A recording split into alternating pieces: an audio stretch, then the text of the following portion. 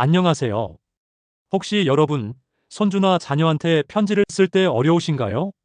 특히 사랑한다, 자랑스럽다 같은 감정을 어떻게 표현해야 할지 모르겠는 분들 많으시죠? 저도 그랬어요. 제 아버지는 평생 사람들 앞에서 감정을 드러내지 않는 분이셨는데요. 전주에 챗GPT를 배우신 다음 처음으로 손주한테 감정이 담긴 편지를 쓰셨어요. 그 편지를 받은 손주가 울었대요. 아버지가 50년을 사신 후에도 처음으로 할아버지가 날 이렇게까지 사랑하셨구나를 느꼈다는 거죠. 오늘 제가 보여드릴 방법은 당신의 인생에서 가장 후회 없는 글들을 남기는 법입니다. 그리고 저는 이게 챗GPT의 가장 아름다운 활용법이라고 생각합니다.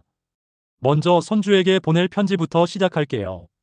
많은 할아버지, 할머니가 손주한테 잘 자라라는 말은 하지만 내가 너를 얼마나 사랑하는지, 내가 나한테 얼마나 소중한지를 구체적으로 말씀하지 않으세요. 왜냐하면 어떻게 표현해야 할지 모르기 때문입니다. 챗GPT가 바로 그 부분을 도와줄 수 있습니다. 예를 들어, 당신이 손주를 생각할 때 느끼는 감정을 그냥 챗GPT에게 설명하는 거예요. 내 손주는 7살 여자아이야. 이름은 현지야. 현지는 할아버지인 나를 볼 때마다 할아버지 라고 외치면서 안아. 나는 현지를 안고 있으면 세상의 모든 피로가 사라지는 기분이 들어. 현지에게 너는 정말 소중하다는 걸 알려주는 편지를 써줄 수 있을까? 그리고 현지가 앞으로 어떻게 자라길 바라는지도 포함해줘. 할아버지의 따뜻한 톤으로. 그러면 챗GPT가 이렇게 써줄 거예요. 우리 현지에게. 할아버지가 편지를 써. 할아버지는 매일 현지 생각을 해. 학교에서 뭘 배웠는지, 오늘 하루는 어땠는지 생각해. 그리고 현지가 할아버지를 보고 할아버지 라고 외치며 안겨올 때 할아버지는 세상에서 가장 행복한 사람이 돼. 알지?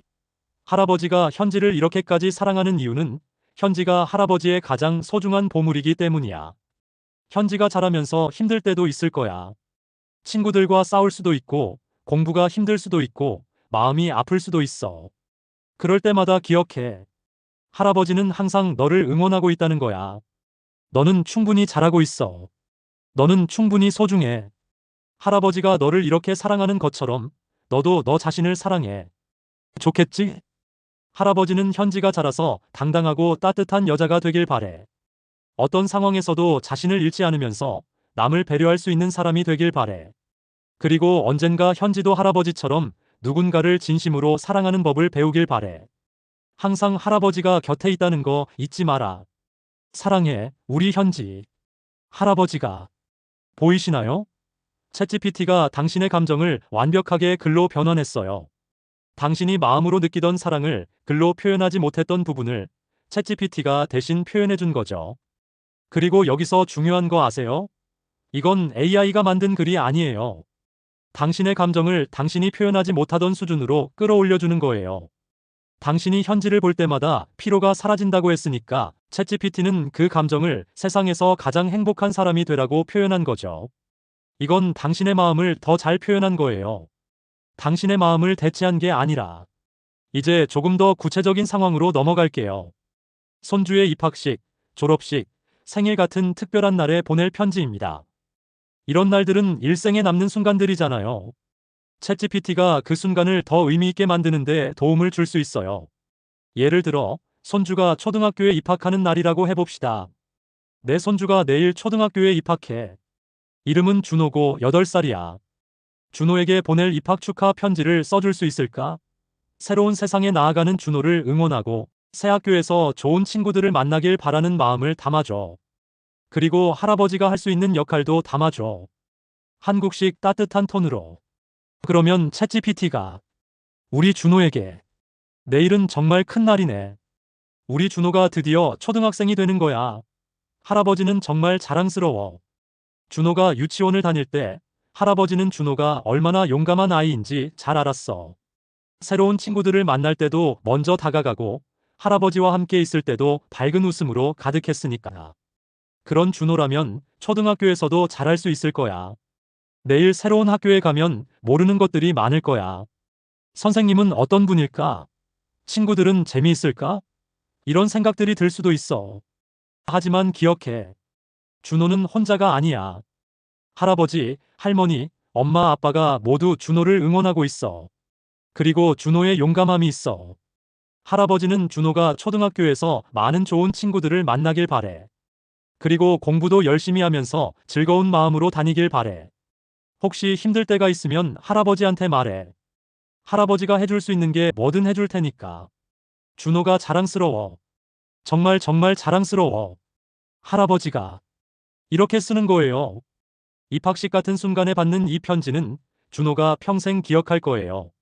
지금 보시는 것처럼 챗GPT는 여러분의 마음을 글로 변환해주는 도구예요.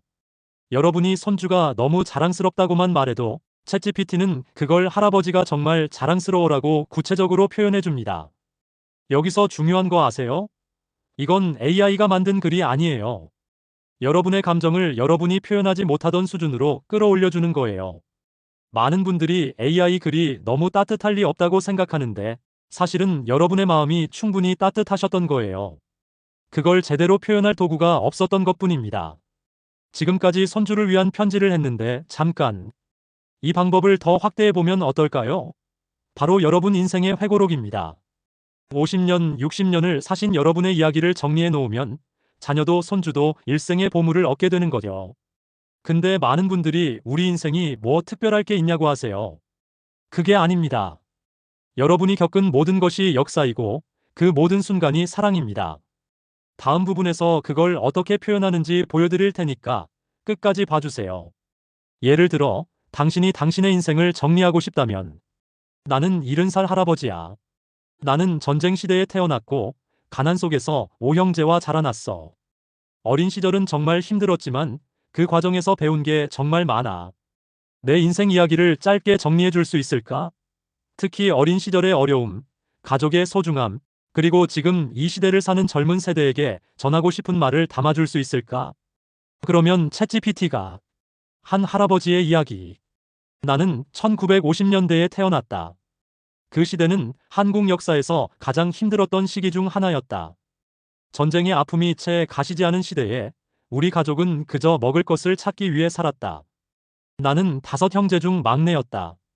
우리는 폭이 좁은 한 채의 오래된 집에서 살았고 엄마는 매일 새벽부터 밤까지 일해서 우리를 먹였다. 아버지는 일찍 돌아가셨기 때문에 엄마 혼자서 5자식을 키워야 했다. 그 시절 나는 자주 배고팠다. 학교 가는 길에 쓰레기통을 뒤져 무언가를 찾곤 했다. 신발도 남의 신발을 신고 다녔다. 다른 아이들은 학용품을 가지고 있었지만 나는 신문지에 글씨를 연습했다. 하지만 그 시절이 나를 만들었다. 나는 그곳에서 배웠다. 엄마의 사랑이란 무엇인지, 형제들과 나누는 것의 소중함이란 무엇인지, 절망 속에서도 웃음을 잃지 않는 것의 중요함이란 무엇인지. 이제 나는 나이가 들었고 넉넉하게 먹을 수 있는 세상에 살고 있다. 하지만 그 시절의 기억은 여전히 나를 이끈다. 나는 내 자식들에게 절대 그런 고생을 시키지 않으려고 노력했다. 그리고 내 손주들에게는 항상 말해준다.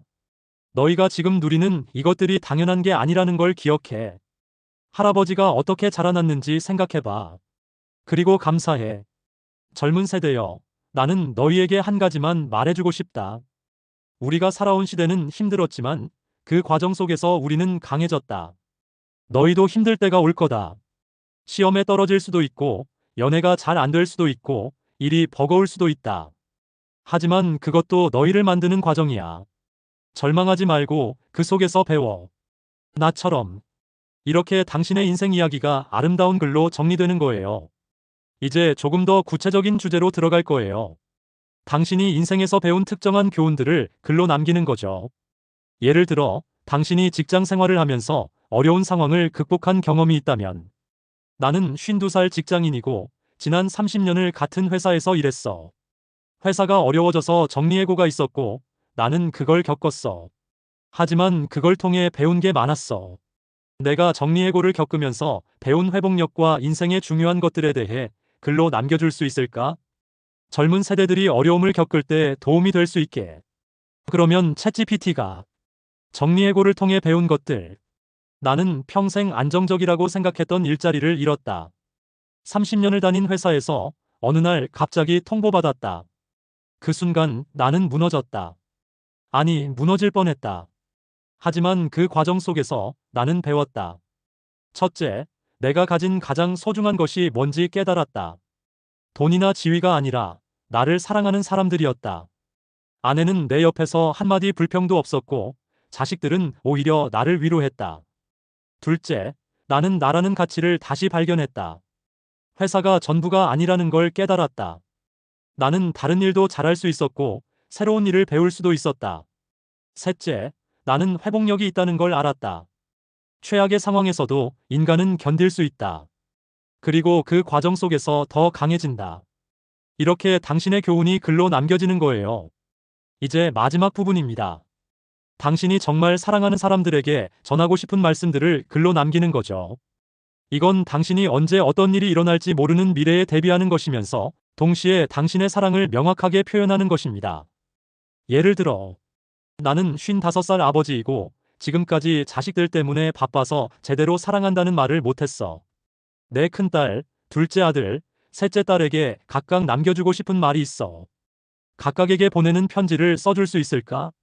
그동안 말하지 못했던 사랑과 미안함, 그리고 자랑스러움을 담아줄 수 있을까? 그러면 챗GPT가 3편의 편지를 만들어줄 거예요. 큰딸에게, 아들에게, 막내딸에게. 각각의 성격과 상황에 맞는 편지가요. 우리는 항상 내가 말할 때 시간이 있겠지라고 생각해요. 하지만 시간은 예측할 수 없거든요. 지금 당신이 정말 사랑하는 사람들에게 그 마음을 글로 남겨둔다면 그것은 당신이 할 수 있는 가장 아름다운 선물이 될 거예요. 중간 후킹 마이너스 마지막 큰 메시지. 여기까지가 챗GPT를 사용한 감정 표현의 다양한 방법들입니다. 하지만 제가 정말로 당신들에게 강조하고 싶은 것이 있어요. 챗GPT는 당신의 감정을 대체하는 게 아니라 그 감정을 더 잘 표현하게 해주는 도구라는 거예요. 당신이 손주가 소중하다고 느꼈다면 그 감정은 순수하게 당신의 감정이에요. 챗GPT는 그걸 글로 변환해 줄 뿐입니다. 따라서 당신이 느끼는 모든 감정은 진정하고 모든 글은 당신의 진심이에요. 이 점을 절대로 잊지 마세요. 오늘 영상 어떠셨나요? 혹시 눈물이 나신 분들도 계실 거라고 생각합니다. 이게 챗GPT의 진짜 매력이거든요. 기술이 아니라 인간의 감정을 더 잘 표현하게 해주는 것 말이에요. 만약 당신도 이런 글을 쓰고 싶다면 댓글로 이런 주제로 도와줄 수 있을까요? 라고 말씀해 주세요. 저도 함께 시간을 내서 도와드리겠습니다.